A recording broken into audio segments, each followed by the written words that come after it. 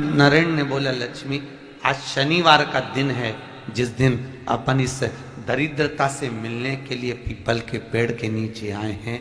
हिंदू धर्म में ये दिन पीपल के वृक्ष के लिए पूजनीय होगा। जो भी शनिवार के दिन पीपल के वृक्ष की पूजन करेगा, दूध चढ़ाएगा या मिष्ठान का भोग लगाएगा, लक्ष्मी और नारायण उसके घर में प्रवेश कर जाएगा। लक्ष्मी और नारायण उसके घर में प्रवेश करेगा, इसलिए नियम बनाया। कौन से दिन का? शनिवार। लक्ष्मी जी बोली, नारायण आपने तो एक दिन का वार लिख दिया। शंकर जी ने 7 वार बनाए हैं, रविवार, सोमवार, मंगल, बुध, गुरु, शुक्र और शनि। ये शिव जी ने बनाया। अब एक दिन आपने अपना बना लिया, बाकी के दिन अगर कोई इस पीपल के वृक्ष के नीचे आएगा और यहां तो दरिद्रता बैठी है, तो उसका क्या होगा? भगवान नारायण बोले, सुन दरिद्रता, तेरे से एक विनती है, अगर कोई भी मनुष्य इस पीपल के पेड़ के नीचे अगर 7 दिन में आता है और उसके हाथ में अगर कोई सामग्री होती है तो तू उसके घर में प्रवेश नहीं करेगी।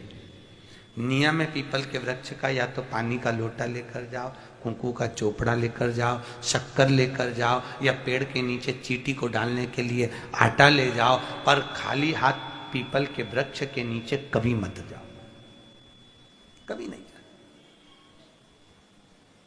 खाली हाथ जाओगे तो दरिद्रता तुम्हारे घर में प्रवेश करेगी। दरिद्रता उठकर खड़ी होकर बोली, नारायण तुमने अपनी मनमानी करी है, एक दिन मुझे भी मेरा चाहिए। भगवान ने कहा, बोल कौन सा दिन चाहिए? दरिद्रता कहती है, रविवार के दिन इस पीपल के वृक्ष के नीचे मैं दिन भर नृत्य करूं, इसमें रहूं, और जो यहां आए रविवार को मैं उसके घर में प्रवेश करूं। भगवान ने कहा, ठीक है। दरिद्रता, रविवार का दिन एक ऐसा दिन रहेगा जिस दिन तू इस पीपल के वृक्ष के नीचे नृत्य करेगी, और जो आएगा इस पीपल के वृक्ष के नीचे तो उसके साथ प्रवेश करेगी। मैंने तुझे वर दिया। इसलिए हमारे यहाँ केवल पीपल का वृक्ष अगर दीवार में भी लग जाता है ना, किसी की फैक्ट्री की दीवार में, किसी के घर की दीवार में पीपल का वृक्ष अगर लग जाता है, पीपल का पौधा लग जाता है, उसको कितना भी तोड़ लो वो वापस लग जाएगा। फिर तोड़ोगे फिर लग जाएगा। अगर पीपल के पौधे को तोड़ना है तो केवल रविवार का दिन एक नींबू, एक मिर्ची और बमूल का कांटा, ये 3 चीजें रखने के बाद में आधे घंटे बाद रविवार के दिन पीपल के पेड़ को उखाड़ कर फेंक दो। दूसरी बार कभी पीपल दीवार में लगता ही नहीं, कभी नहीं लग सकता। केवल एक रविवार का, केवल एक संडे, इतवार का। घर में दीवानों पर अगर पीपल लग भी गया है, इसलिए पीपल के वृक्ष को उखाड़ने का, अगर घर में पीपल लगा हुआ है या पीपल का पौधा हमारे घर में लग गया, उसको उतारना, निकालना, लगाना, तो पीपल के वृक्ष को अगर निकाला जाता है तो रविवार के दिन, और अगर पीपल के वृक्ष को कहीं लगाया जाता है तो सोमवार के दिन या मंगलवार के दिन, बुधवार के दिन, इन दिनों में लगा सकते पीपल के वृक्ष कहीं लगाना। शनिवार का दिन एक ऐसा दिन होता है जिस दिन पीपल के वृक्ष को कहीं जाकर लगाया नहीं जाता, क्योंकि शनिवार के दिन पीपल के वृक्ष के नीचे लक्ष्मी रहती है। हम अपने हाथों से अगर पीपल का वृक्ष किसी दूसरी जगह पर शनिवार को रोपित करते हैं तो हमारे घर की लक्ष्मी अपने घर से छिन्न होकर चली जाती है। इसलिए शनिवार के दिन पीपल लगाया नहीं जाता, किसी के घर जाकर उसको वापस पलटा नहीं जाता। लग गया उसको डाल। प्रभु मेरी धर्म पत्नी को कहाँ रखूं आप बताओ? वो तो जहां यज्ञ होता है, अनुष्ठान होता है, दान होता है, पुण्य होता है, सत्कर्म होता है, वहां जाने को तैयार नहीं। अब करूं क्या? भगवान ने बोला, एक काम करो। दुर्वासा जी बोले, जिसके यहां रात्रि में बर्तन झूठे पड़े रहते हो, उसके घर में इस दरिद्रता को लेकर तुम प्रवेश कर जाना। जिसके यहां रात्रि में बर्तन झूठे पड़े हो वहां लेकर प्रवेश कर जाओ। दूसरी जगह दुर्वासा जी बोले, जो स्त्री घर में दोपहर के समय पर सो रही हो उसके घर में इसको लेकर प्रवेश कर जाइए। जो स्त्री दोपहर के समय में घर पर सो रही हो, इस दरिद्रता को लेकर प्रवेश कर जाइए। तीसरा, जिसके यहां पर दरवाजे पर कांटे वाले पौधे लगे हों, उस घर में इस दरिद्रता को लेकर प्रवेश कर जाइए। दरिद्रता, कितनी सुंदर बात कही है। दाता और विधाता, कौन कौन? दाता और विधाता। लक्ष्मी और दरिद्रता के सगे भाई हैं। कौन कौन? दाता और विधाता। दाता को फिटकरी प्रिय है, विधाता को नमक प्रिय है। ये दोनों हमेशा लक्ष्मी को और दरिद्रता को दोनों को समझाते थे, दोनों में प्रेम बढ़ाते थे। आज भी हिंदू धर्म की रीति है।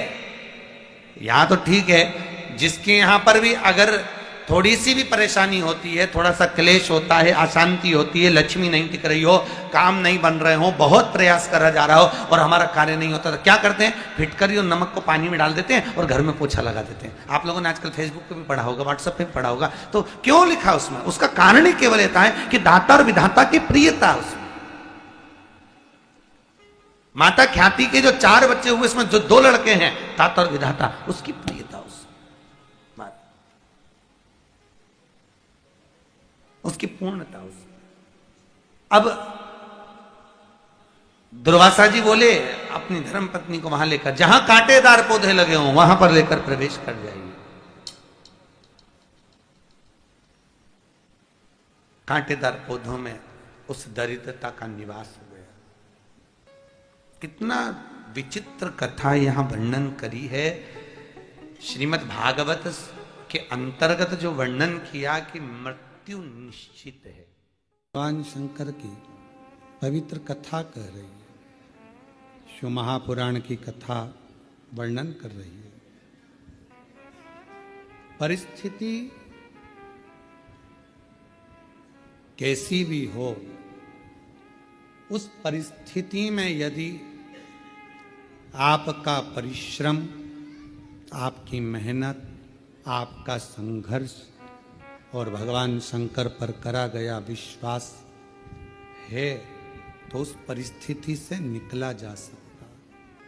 परिस्थितियों से लड़ने वाला ही एक दिन आगे हो पाता है। अपनी किस्मत को रोने वाला कभी आगे नहीं बढ़ पाता। दुनिया में ऐसे कई लोग हैं जो अपनी किस्मत को हमेशा रोते रहते हैं, भगवान ने हमको ऐसा बना दिया, भगवान ने ऐसा बना दिया। अरे भाई, परिस्थितियों से लड़ो, बाहर हो जाओ, निकल जाओ। रो मत किस्मत के लिए। मेहनत करा नहीं, संघर्ष करा नहीं और किस्मत को रोते रहो तो क्या मतलब? थोड़ा धैर्य रखकर परिश्रम करके आगे बढ़ो। शिव महापुराण की कथा कहती है, बाबा का चरित्र कहता है, मां जगतजननी जगदम्बा अंबा पार्वती मैया चंद्रमा को अपने मस्तक पर धारण करती हैं। शिवजी चंद्रमा को स्वयं धारण करते हैं। चंद्र घंटा माँ का ये प्रति स्वरूप, माता का ये नाम जीवन में एक शांति और आनंदता और धैर्य देता। शिवजी का चंद्रमौलेश्वर नाम सुख प्रदान करता, आनंद देता। और चंद्रमौलेश्वर महादेव की, चंद्र घंटा माता की। ये सुख प्रदान करता है, आनंद प्रदान करता है, वैभव प्रदान करता है। आगे विदल और उत्पल 2 असुर ऐसे हुए जिनको माता ने कुंदुक का प्रहार कर कर मारा और शिवजी का नाम कुंदकेश्वर। कुंदकेश्वर। जब कोई दवाई, कोई औषधि, कोई गोली शरीर को नहीं लगती है, तब कुंदकेश्वर महादेव का नाम लेकर उसको खाना चाहिए। डॉक्टर को दिखाओ, डॉक्टर का इलाज करवाना जरूरी है। डॉक्टर का इलाज करवाते रहो, दवाइयां लेते रहो, खाते रहो, पर उसके साथ में अगर दवाई काम नहीं कर रही है तो भगवान शंकर का, कुंदकेश्वर महादेव का नाम हमें बल प्रदान करता है, एनर्जी देता है, बल देता। शिव कथा करे, भगवान शंकर का संवाद करे। शिव महापुराण का चरित्र वर्णन करता है। भगवान शिव का पवित्र चरित्र कह रहा है कि जीवन में अगर कोई दुख एकदम सामने आकर खड़ा हो जाता है तो कुंदकेश्वर महादेव का नाम उस दुख को समाप्त करता है। उस तकलीफ को समाप्त कर। कौन से महादेव? कुंदकेश्वर। ये सुख प्रदान करता है। जिनके नयनों में नंबर बढ़ते चले जा रहे हो, चश्मा उतर नहीं रहा हो, दूर का नहीं दिखे, कहीं किसी को पास का नहीं दिखे, रहते हैं।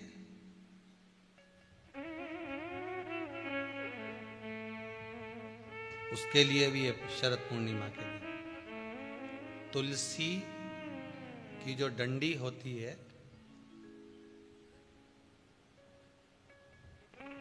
तुलसी जैसे बेलपत्र की जो ये डंडी है, ऐसे ही तुलसी का जो पत्ता होता है, उस पत्ते की जो डंडी होती है, उस डंडी को चंद्रमा को देखा जाता है। उस डंडी की जो कोर होती है, उस कोर को दृष्टि से मिलाया जाता है। शरद पूर्णिमा की रात्रि ठीक 12 बजे आप चंद्रमा की, जैसे चंद्रमा का भाग, उस चंद्रमा के भाग को आप उस डंडी के भाग से निहारने का प्रयास करिए। मारा घर में आई है, घी का दिया लगाई है, उस घी के दीप को लगाने के बाद पूर्णिमा के दिन उस पर एक प्लेट थोड़ी तिरछी कर रख दो, जिससे उसकी कालोच, काय की, उस दीप की, घी के दीप की कालोच उस प्लेट पर आ जाए। थोड़ी सी कालोच ले लीजिए, 5-10 मिनट में आ जाएगी। उसको गाय के घी में मिलाकर आंखों में सुरमा लगाकर रात्रि को सो जाइए। 3 दिन बाद आप महसूस करेंगे कि नेत्र की ज्योति बढ़ना प्रारंभ हो रही है। नेत्र की।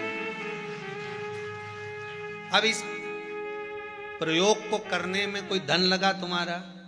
अरे बोलो तो सही। कोई दौलत लगी तुम्हारी, कोई संपदा, या फिर तुमने सियोर वाला महाराज के लाके खूब बटोर के दे दिया, कुछ लगा?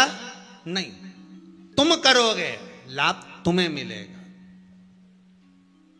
ये वो टच पावर नहीं है जैसे पूजन में चलता है ना, कि पूजन में पति पूजन कर रहा और पत्नी उसको टच करके बैठी हो, है? मिल जाएगा।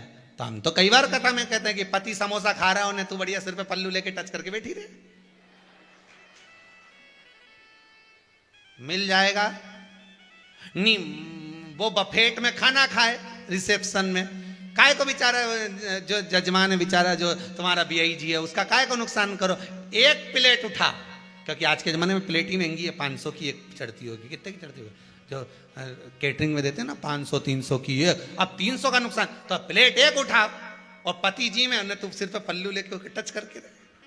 ने वो गुलाब जामुन खाए न स्वाद तुझे आए, वो इमरती खाए न मुंडा में जाए, न जलेबी खाए तो सीधे, न वो गोलगप्पा वो खाए न तुम्हारे मुंह में जाए, तो ऐसा होए? अरे बोलो तो सही। दवाई मरने के बाद खिलाई जाती है कि जीते जी खिलाई जाती है? जीते जी। और कोई कहे कि अब मर गया रे, अब इसको जरा डिस्पेरिन की गोली खिला दे, इसका सिर दुख रहा, इसका पेट दुख रहा होगा, इसको जरा कोई पुदीना की गोली खिला दे, दे जरा दे इसको खिला। दवाई जीते जी खिलाएं कि मरने के बाद खिलाएं? अरे बोलो तो जम के, जीते जी। अब मरने के बाद दवाई काम करेगी क्या? प्राण छूटने के बाद दवाई काम करेगी क्या? बोलते जाओ जरा दमदारी से। जितने आस्था पर कथा सुन रहे, फेसबुक पर सुन रहे हो, दवाई जीते जी काम करती है, मरने के बाद दवाई काम नहीं करती। उसी तरह राम नाम, कृष्ण नाम, शिव नाम जीते जी भजन करोगे तो काम करेगा अंतिम बिंदु तक। जितने आस्था चैनल पर कथा सुन रहे हो, जितने फेसबुक और यूट्यूब पर सुन रहे हो, बहुत सावधानी से सुनना। तो जिनकी यहाँ संपदा की कमी होती है, वैभव की कमी होती है, लक्ष्मी की कमी होती है, प्रतिष्ठा की कमी होती है, धन की कमी होती है, उसके लिए आंकड़े के पत्ते की जो माला होती है, ये माला कार्य की सिद्धि के लिए होती है। इसमें एक एक आंकड़े के पत्ते पर सीताराम लिखा जाता है। मात्र एक पत्ता ऐसा होता है जिस पत्ते पर सीताराम नहीं लिखा जाता। 108 पत्ते में से एक पत्ता, बस उस पत्ते को हथेली में रखकर उल्टा हाथ आपको रखना है और अपनी कामना कर कर उस पत्ते को बांध देना है। ये जरूरी नहीं है कि 25 के बाद बांधो, 50 के बाद बांधो या 100 के बाद बांधो, आपकी मर्जी पड़े उस खाली पत्ते को कहीं पर भी बांध दीजिए और उस माला को अपनी कामना कर कर श्री हनुमान जी महाराज को समर्पित कर दीजिए महाराज। इसके लिए कोई तिथि, कोई दिन, कोई वार निश्चित नहीं है। बस ये माला जब हनुमान जी को चढ़ जाए तब एक घी का और एक तेल का दिया हनुमान जी के सम्मुख में लंबी बाती का लगा देना महाराज, और अपनी कामना कर कर आप आ जाइए। आपकी वो कामना 2.5 महीना या 3 महीना, इससे ज्यादा नहीं जाएगा, वो कामना बाबा पूरी करेगा, क्योंकि शिव और हनुमान ये सब एक ही स्वरूप है। श्री शिवाय नमस्तुभ्यम, सब बोलिए एक बार जमकर, श्री शिवाय नमस्तुभ्यम। प्रैक्टिकल जरूर करना, कहीं सियोर वाला महाराज झूठ तो नहीं बोल रहा। शास्त्रों की बातें हमारे जीवन में हमें सुख प्रदान करे, इसलिए इस भाव का आनंद करते हुए। काशी में जो शिव जी की स्थापना कौन ने करी? काशी में जो शंकर भगवान बैठे उनकी स्थापना करी थी शनि महाराज। किसने करी थी? शनि महाराज ने, क्योंकि भगवान शनि महाराज को उनकी माता के द्वारा श्रापित हो गए और शनि महाराज कांपने लगे। शनि महाराज कांपते कांपते, मैं जाऊं तो जाऊं कहां, करूं तो करूं क्या। महाराज शनि महाराज दौड़े और दौड़कर भगवान भोलेनाथ के पास पहुंचे। हे शंकर, त्रिकालदर्शी, कैलाशी, अविनाशी, कृपा करिए बाबा भोलेनाथ, कृपा करो, क्योंकि दुनिया में 33 करोड़ देवी देवता हैं जिनको शनि लग सकता है, केवल एक, किसको छोड़कर? शिव को छोड़कर। राम जी को शनि लगा तो 14 वर्ष वनवास चले गए। कृष्ण को शनि लगा तो मथुरा छोड़कर द्वारका चले गए। शनि लगा, हनुमान जी को शनि लगा तो गुफा में बैठकर राम राम जपना पड़ा। शनि सबको लगता है, केवल शनि नहीं लगता तो एक मेरे महादेव को, मेरे भोले बाबा को नहीं लगता। शंकर के पास में शनि आ गए। शनि ने आकर कहा, भोलेनाथ कृपा करिए बाबा, मैं बड़ा कष्ट में हूं, मैं करूं क्या? बाबा भोलेनाथ ने कहा, जा गंगा जी के तट पर काशी में जाकर एक शिवलिंग की स्थापना कर, उसकी आराधना कर और तेरा शरीर ठीक हो जाएगा, कष्ट नहीं भोगेगा। शनि महाराज ने काशी में जाकर शिव जी की स्थापना करी। आज भी नियम है, जिसको शनि लग जाता है एक काजल की डिब्बी ले लो और काजल की डिब्बी को 21 बार उतार कर उसको एकांत में जाकर, जंगल आदि में एकांत में किसी पेड़ के नीचे इतना सा खड्डा खोद कर उसमें काजल की डिब्बी को डाल दो और मिट्टी से पूर दो, उस व्यक्ति का शनि समाप्त हो जाता है। काशी विश्वनाथ का नाम लेकर काजल की डिब्बी को 21 बार उतार कर अगर काशी विश्वनाथ का नाम लेकर शनि वाले व्यक्ति को अगर पेड़ के नीचे दबा दे, शनि समाप्त, शनि उसको परेशान नहीं कर सकता। काशी कितनी मूलता। और शनि महाराज का भी पांव टूट गया था। टूटा था कि नहीं टूटा था? जब अपनी माता संध्या को लात मारी थी, शनि महाराज ने लात मारी तो पांव टूट गया। शनि महाराज की आंख में आंसू। देवर्षि नारद के पास है, नारद जी मेरा पांव टूट गया, मैंने अपनी मां को लात मारी। नारद जी बोले, तू तो द्रोषी है, तूने अपनी माता को लात क्यों मारी? कुछ करिए।